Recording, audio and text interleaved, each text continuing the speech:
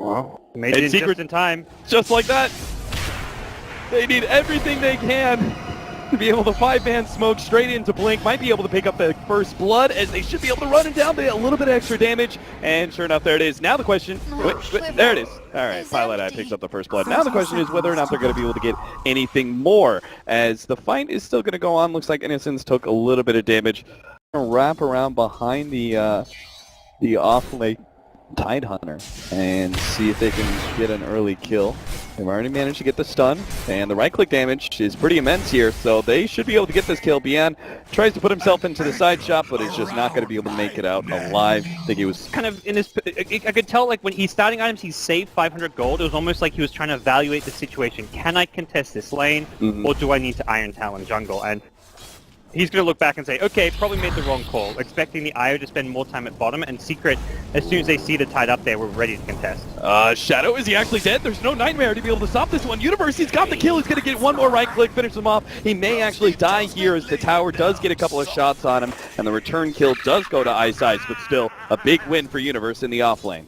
Does get into the tower, he's going to try and pull it off, and that is where the Enchantress is going to be, wrapping around behind the Tier 1 tower now, just trying to get in range. Does manage to get the Purge, but still, our Wind Ranger is a little distance away. He does manage to start Soul Siphoning up, and it looks like he's going to be able to survive off of that, and Innocence is going to go down in return, not really valuing that Spirit Siphon enough. Yeah, they are at least managing to get Tide what he needs in the offlane now, with the supports rotating towards mid, so it has kind of opened up some space across the map, but realistically, they want to get something more done with this Enchantress. They've got the sleep, and they've got a Centaur coming in. They may be able to get this kill. Pylai die. There's the reveal. He's going to try and go for a lasso out, but the burst damage may be too much. He gets the tether away. Last couple of right clicks aren't going to be enough. So Innocence is the one to pick up the kill. They're quickly wrapping around behind the Tier 1 tower. See if Wings can actually deny that. They'll be okay, but doesn't look like Secret to give them their opportunity. They're actually going to go for Bian here. Managed to get the stun, the follow-up Spirit Siphon. Can't actually cleanse that one off, so they are going to be able to just run him down underneath that Tier 1 tower and probably turn it into a Tier 1 kill as well. The preferred damage-dealing build for this hero. I think being able to play this Fen as the kind of Echo Saber, and as you said, like S and Y, that kind of like very stat heavy build is the way to go. Arteezy uses Invis to be able to scout out Ice inside the Roshan pit, and he will be taken out.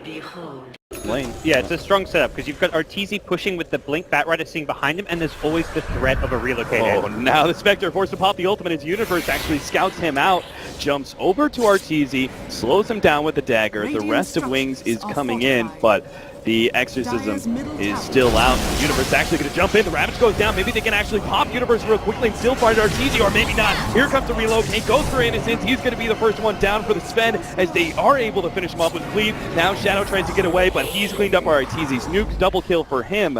And Secret well on their way to be able to take a Tier 1 tower at that bottom lane first. But the follow-up damage is just not really there. It's just the power shot that gives you a bit of extra burst damage, but other than the Batrider, they can only kill one of the two targets, and the Death Prophet, they probably can't even kill in that situation, so... The Highlight Eye caught in the river is going to go down. They're still showing here, like, despite Secret being ahead, I'm not like convinced by their team play. That fight at top was kind of all over the place. And this game as well, we're seeing Universe kind of go for these solo pickoffs where I think he should be kind of spending more time with Arteezy, with the team, taking objectives. Highlight Eye will pop the dagger. Ice. Oh, actually just straight up comes forward, managed to get the beat trip, and now the silence. The combo, Ravage actually goes down, but all his wings are so damn low, they're not going to be able to follow this one up real well unless Arteezy actually goes down. The focus fire, he's going to be able to finish him off. Ice gets taken out by Eternal Envy, but he needs the protection of Highlight Eye. What? Blink? Hello? Space checks the wards, and now they actually might be able to have enough to be able to go forward. Ice Blast onto Shadow, but Eternal Envy couldn't get the right click. Universe jumps forward, catches Innocence, and they will be able to get a fourth kill. Not Spectre, but instead the Enchantress. Both teams not really showing their A-game here. Wings in game number 2. Misplays like that from Wind Ranger just game-oriented style, and they've already managed to do well in the first 20 minutes. They should be able to build this up even further, barring any major mistakes. And we'll see whether or not those mistakes do come. Puppey is going to be caught out trying to do the counter warding. It looks like maybe just a free one-off. The relocate also going to be coming down onto the end. He does have the Ravage to be wants to blow to be able to save himself, and he does so. They did get the Ancient Apparition, and BN will be able to escape. But it looks like they're just going to try and go for the kill on the Pylite Die. He did bring the Sven back, so never mind. Out in the bottom lane, so now that he's gone, they're actually going to go for Artur. Managed to get the sleep onto him. Dagger will wake him back up, but they managed to get the Help Air Smash as well there. Arteezy turns around for the silence, actually now going for the Spirit Siphon with Universe jumping in. The ultimate goes down from the Spectre, but it doesn't really seem to be enough. Arteezy, there's just not enough damage to be able to focus him down, and Izin starts throwing out those shots, and now Eternal Envy is here. He's going to go straight for Blink, forcing that win run out of him, while Arteezy's right in the middle of two different heroes, should be able to take out both rather easily. Eternal Envy's going to be the focus of this focus fire, and he's actually dropping pretty damn fast. The Ice Blast coming in, not going to be able to land, but Arteezy still looking for the chase. Innocence being slowed down. Looks like Universe should be able to get in front of him with the Bat Rider. And a 1-for-3 exchange there, clearly to the favor of Secret. The sleep at bottom lane on the Death Prophet did actually force 2 rotations from Secret, and they might be able to catch, yeah, they're going to be able to catch Ice Ice. So they're going to pull him back in for Arteezy to be able to munch on, and Universe will be the one to pick up the kill. They're committing to the high ground. They're going to force Wings to respond. It's just smart. He still has the Aegis as well as 16 Bloodstone charges. Arteezy has very happily challenged this tier 3 nice and early. They still have the relocate play ready to go. Waiting until after BN. Oh, but he's lost Aegis. His Ravage. I'm not sure they can fully commit to a Raxi. I think if you're Wings, you're okay losing a tier 3 tower here. You don't want to force a really bad fight. And now the Exorcism is going to run out, and Arteezy will be healed up. So Secret, go ahead and call it a day. Back out. Ready for that kind of dream game-changing initiation from him. But that seems to be the only way right now for Wings to be able to win a fight. They're going to be able to jump here in the top lane. Go for Eternal Envy, actually pops the BKB. Ravage goes down, trying to stop that relocate, but the relocate still actually goes down. Eternal Envy, it's going to be Fiends scripted up. Miscommunication from Secret, but Eternal Envy maybe just farmed enough to be able to do okay here. He gets at least the tide before he ends up dying. Now Pylite Die is going to be brought right back. What was that, gods? A relocate save was there, but he pops the BKB. Yeah, he couldn't tether him. Whereas the Wind Ranger and the Spectre. Wind Ranger a little bit short, so perhaps trying to farm it at this top lane before the push comes, but Arteezy's ready to force this one. Gush, as well as Dagger, already being used. I almost feel like this is a near impossible scenario for Wings to be able to save this lane of Rax. Gonna pop the Glyph, get the sleep, now the jump in. Universe is gonna be able to catch Innocence. The ultimate is popped, and they get a really good Fiend Grip onto Eternal Envy with the BKB activated. They can't actually do anything to be able to save him. The relocate may actually come out now as Pylite Die makes the tether in, but it's just under Arteezy, bopping him up as much as possible. Eternal Envy may have dropped a little low, but it's Arteezy who's become the main carry now as he challenges the rest of Wings as a full 5-man with the Aegis now still intact. Good Shackle Shot, gonna be able to buy some time. Good Ravage as they manage to get Universe in the background as well, finishing him off with a sleep and a couple of right clicks while Arteezy still becomes the main focus. Shadow is already cleaned up. Pylite Die Wisp, and will be able to make sure there's no escape for Arteezy in life number 2. So that's why he just full out commits suicide, and that means more items for the Spectre. The Fusel Blade picked up by him. The way through the Wing space. Secret knowing that there is no Ravage for at least another 30 seconds, they are going to go for a smoke, an attempted pick onto the Tidehunter. Not going to be able to get in, but they will be able to get Ice Ice instead. Pulling it back in, that's a 3 kill for sure.